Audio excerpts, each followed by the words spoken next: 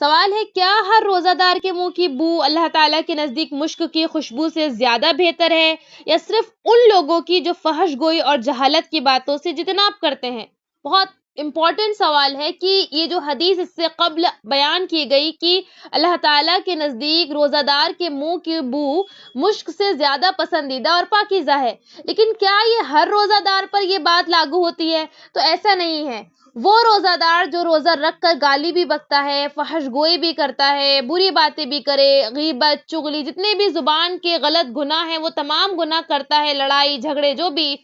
زبان کے ذریعے ہونے والے گناہ ہیں، زبان کے ذریعے ہونے والی یعنی بدکاریاں ہیں، اگر ایک انسان وہ کرے، گانا گاتا ہے، سنگنگ کرتا ہے، اور یہ تمام چیزیں اگرچہ کوئی اپنے زبان سے کفریہ کلمات قوالی کی شکل میں یا جو بھی ہے، اور جو ہمارے عام طور پر لڑائی جھگڑے، کیونکہ روزے کی حالت میں ایک انسان کا ٹیمپریچر بیسکلی ہائی ہو جاتا ہے، تو وہ روزے کی حالت میں زیادہ جو ہے لڑائی جھگڑے کی طرف راغب ہوتا ہے، یا پھر دوسروں کی غیبت کر رہا ہے، کسی بھی فیلڈ میں آپ کسی بھی طرح سے غیبت کر رہے ہیں یا دوسروں کی چغلی کر رہے ہیں یا کسی کی برائی کر رہے ہیں، کسی کی عیوب بیان کر رہے ہیں،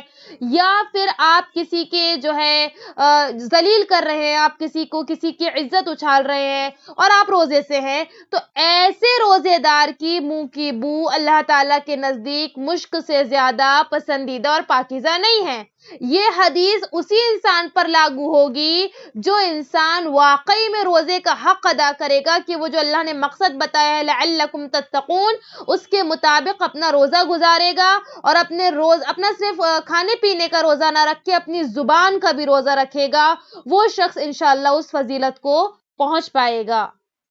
لیڈیز کویشچن، خواتین کے سوالات what's app group. Ladies and girls کے مسائل کے لیے QR کوڈ سے اپلیکیشن ڈاؤن لوڈ کریں۔ ہمارے گروپ میں ایڈ ہونے کے لیے 8106126040 پر میسج کریں اور تمام کو شیئر کریں۔